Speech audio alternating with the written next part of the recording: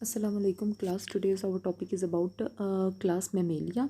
इसके अंदर क्लास सारे मैमल्स हैं। इस ग्रुप के अंदर क्लास तमाम वो ऑर्गेनिजम्स आते हैं जो क्या करते हैं, अपने यंग्स को ब्रेस्ट मिल्क से फीड करवाते हैं, और ये एनिमल किंगडम का हाईएस्ट ग्रुप है। लिनियस ने इस ग्रुप का नाम मैमल्स रखा था। अब ये जो ग्रुप है ये बाकी वर्टिब्रेट ग्रुप से एक तो सबसे ज़्यादा बड़ा भी है और सबसे ज़्यादा एडवांस भी है। एडवांस किस तरह है? इसके ब्रेन के अंदर बाकी वर्टिब्रेट से सबसे ज़्यादा डेवलपमेंट हुई थी और एवोल्यूशन हुई है। अब class according to biologist mammals जो हैं वो रेप्टाइल के एंसेस्टर से, यानी कि उनके एंसेस्टर जो हैं वो रेप्टाइल्स हैं, वो रेप्टाइल से इवॉल्व किए हैं, जिनको हम लोग क्या कहते हैं, कोटेलोसोर्स। और उनके इस स्टेटमेंट का एविडेंस जो सा है कि रेप्टाइल जो से हैं वो मैमल्स के एंसेस्टर हैं, यानी कि रेप्टाइल के अंदर थोड़ी थोड़ी चेंजेस होती गई तो मैमल्स बने। इस चीज़ का जो एविडेंस है वो फोसिल्स हैं, जो कि बहुत टाइम पहले से प्रिजर्व हुए थे। फोसिल्स हमारे पास क्या होते हैं, जो रॉक्स और ज़मीन के नीचे मिलियन ऑफ ईयर टाइम्स तक जो सा है वो हाई टेम्परेचर और प्रेशर की प्रेजेंस में प्रेजेंट होते हैं, उन्हें हम फोसल्स कहते हैं। अब उन्होंने कहा है क्योंकि रेप्टाइल्स की जो सी बोन्स थी वो हार्ड थी, इस वजह से उनके फोसल्स जो से थे वो बिल्कुल भी ब्रेक नहीं हुए थे, और बिल्कुल हम लोग उन्होंने साइंटिस्ट ने ज़मीन के नीचे से आराम से निकाली थे, और उनकी बोन्स को देख के बताया गया कि अब के मैमल्स और ये जो पुराने टाइम के रेप्टाइल्स थे ये दोनों आपस में मैच करें, इनके बहुत सारे फीचर्स आपस में मैच करें, इस वजह से ये कहा गया था कि मैमल्स जो से हैं उनके एंसेस्टर अबाव अजदाद यानी कि वो रेप्टाइल्स हैं।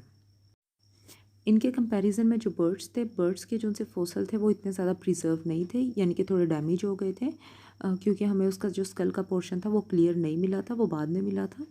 वो इस वजह से क्योंकि जो बर्ड्स होते हैं उनकी बोन्स क्या होती हैं, सॉफ्ट होती हैं, लेकिन इनकी बोन्स क्या होती हैं, हार्ड होती हैं, इस वजह से हमें पूरा स्ट्रक्चर मिल गया था। लेकिन बर्ड्स में पूरा स्ट्रक्चर हमें जो ऊपर वाला जो अपर स्ट्रक्चर है स्कल का वो डैमेज हो गया था, क्योंकि बर्ड्स की जो सी बोन्स होती हैं वो सॉफ्ट होती हैं, तो ये इतने टाइम तक प्रिजर्व नहीं रह पाती।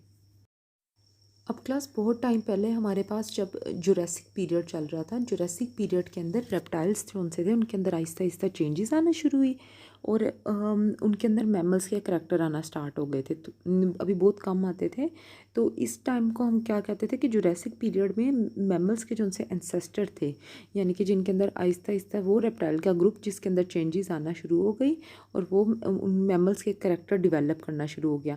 तो बाकी रेप्टाइल के साथ वो सिम्यूटेनियसली रहते थे, यानी कि मिलजुल कर रहते थे, और लेकिन उस रेप्टाइल के ग्रुप को जिसके अंदर क्या हुआ था, मैमल्स उनके करैक्टर डिवेलप होना शुरू हो गए थे, उनको हम क्या कहते थे, मैमल्स लाइक रेप्टाइल्स कहते थे। और इस तरह के टोटल 5 ग्रुप्स थे जिन्होंने क्या किया था, मैमल्स के करैक्टरिस्टिक जो उनसे थे वो अपना लिए थे। अब क्लास सिनोजोइक पीरियड तक जो वो मैमल्स लाइक रेप्टाइल्स थे, उन्होंने क्या किया था, 50% मैमल्स के करैक्टरिस्टिक जो उनसे थे वो उनके अंदर डिवेलप हो चुके थे। नेक्स्ट क्लास हमारे पास आ जाता है करैक्टरिस्टिक ऑफ मैमल्स। अब क्लास इन्होंने कहा था कि मैमल्स जो हैं वो रेप्टाइल से इवॉल्व किए, लेकिन बहुत सारे करैक्टरिस्टिक ऐसे हैं जो कि मैमल्स और रेप्टाइल्स के अंदर डिफरेंट है, उनमें से कुछ यहाँ पे दिए हुए हैं। नंबर 1 हमारे पास आ जाता है कि मैमल्स के अंदर बॉडी पे हेयर प्रेजेंट होते हैं इंस्टेड ऑफ स्केल्स, जबकि रेप्टाइल्स के स्केल्स प्रेजेंट होते हैं। नंबर 2 हमारे पास आ जाता है मस्कुलर डायाफ्राम। अब मैमल्स के अंदर एक ऐसा डायाफ्राम प्रेजेंट होता है जो क्या करता है, थोरेसिस यानी कि वो चेस्ट कैविटी को, और एब्डोमिनल कैविटी यानी कि जो पेट का पोर्शन होता है, टमी का पोर्शन होता है, उन दोनों को सेपरेट रखती है। अब क्लास ये सारे जो डायाफ्राम है, डायाफ्राम के अंदर चेस्ट कैविटी यानी कि थोरेसिस कैविटी जो सी है वो प्रेजेंट है, जबकि इसके नीचे जो है वो एब्डोमिनल रीजन है। तो ये जो हमारे पास डायाफ्राम है ये क्या करती है, ये दोनों पार्ट्स को सेपरेट रखती है। अब क्लास इन्होंने क्या, मैमल्स के जो लोअर जॉ होता है उनके अंदर सिर्फ एक ही ऐसी लार्ज बोन होती है जो कि किसके साथ डायरेक्टली कनेक्ट हुई होती है, स्कल के साथ। जैसे क्लास इस डायग्राम में हमारे पास ये नीचे लोअर जॉ नज़र आ रहा है, डेंट्री है, लार्ज बोन, और वो हमारे पास अटैच हुई हुई है स्कल के जॉ पॉइंट के साथ। बाद क्लास जो हमारे पास एक्सटर्नल ईयर स्ट्रक्चर होता है जिसको हम लोग पिन्ना कहते हैं, वो भी प्रेजेंट होता है मैमल्स के अंदर, और चेन ऑफ 3 बोन्स इनके अंदर प्रेजेंट होती है, एलिस, इंसस और स्टेपिस।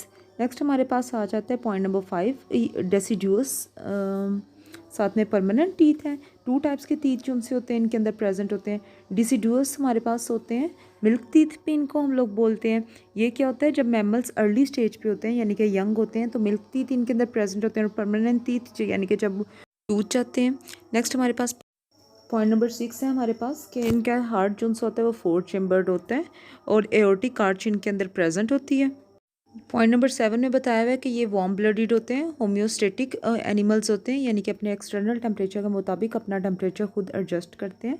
पॉइंट नंबर 8 है हमारे पास कि रेड ब्लड सेल्स जो उनसे इनके अंदर प्रेजेंट होते हैं वो नॉन न्यूक्लिएटेड होते हैं, यानी कि उनके अंदर न्यूक्लियस प्रेजेंट नहीं होता।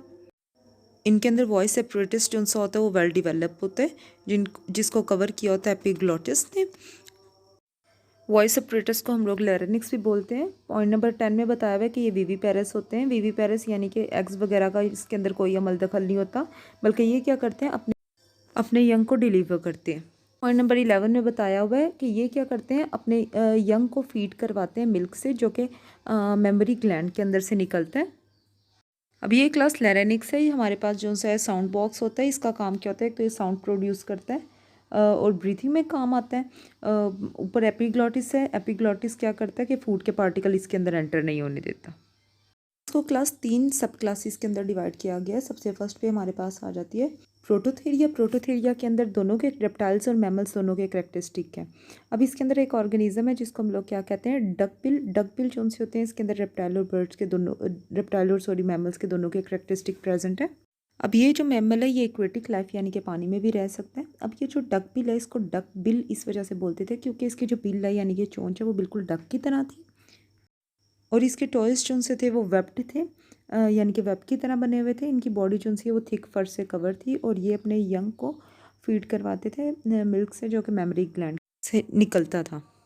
अब क्लास इसके अंदर कुछ मैमल्स के ऐसे कैरेक्टरिस्टिक थे जो रेप्टाइल्स के अंदर नहीं थे। जैसे कि मैमल्स के अंदर क्या था कि क्लोएकल ओपनिंग जो सी थी वो वही सिर्फ प्रेजेंट थी, जबकि रेप्टाइल्स के अंदर डाइजेस्टिव सिस्टम और यूरिनोजेनिटल सिस्टम दोनों की सेपरेट ओपनिंग होती है।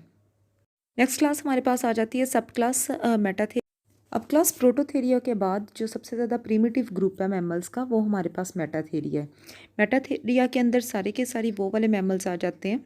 इनके अंदर मार्सूपियम प्रेजेंट होता है, यानी कि एब्डोमिनल पाउच जैसे कैंगरूज के अंदर प्रेजेंट होता है, जिसके अंदर वो क्या करते हैं, अपने यंग को नरिश करते हैं और मिल्क से उसको फीड करवाते हैं, जो कि मिल्क ग्लैंड से निकलता है। के अंदर क्लास निपल से प्रेजेंट होते हैं। इसमें एग्जांपल हमारे पास आ जाती है ओपोसम की और कैंगरू की। नेक्स्ट क्लास हमारे पास आ जाती है सब class youth area. Youth area के अंदर सारे वो मैमल्स आते हैं जिनके अंदर प्लेसेंटा प्रेजेंट होती है। प्लेसेंटा क्या होती है, जब किसी मैमल्स जैसे ह्यूमंस के अंदर जब किसी मैमल्स के अंदर क्या होता है, कोई भी यंग जो होता है फीमेल की बॉडी के अंदर जिसकी ग्रोथ होती है, फीमेल की बॉडी के अंदर यंग जिस स्ट्रक्चर के अंदर डेवलप हो रहा होता है उसे हम लोग क्या कहते हैं, प्लेसेंटा। अब प्लेसेंटा जो है एक एंडोक्राइन स्ट्रक्चर है, यानी कि एंडोक्राइन फंक्शन भी है उसके पास। एंडोक्राइन फंक्शन यानी कि ये ग्लैंडुलर फंक्शन होता है, और ग्लैंड क्या काम क्या होता है, हार्मोन्स सिक्रीट करना। अब क्लास इस ग्रुप के हेयर्स जो बॉडी के ऊपर प्रेजेंट होते हैं मैमल्स के, वो मॉडिफाई हो जाते हैं या स्केल्स के अंदर। अगर स्केल्स के अंदर होंगे तो उसमें हमारे पास एग्जाम्पल आ जाती है पेंगुलिन की, और अगर क्लास स्पाइंस के अंदर होती है तो उसमें हमारे पास एग्जांपल आ जाती है पोर्क्यूपाइन की। नेक्स्ट क्लास इस ग्रुप में हमारे पास एग्जांपल आती है मैन की, एलिफेंट की,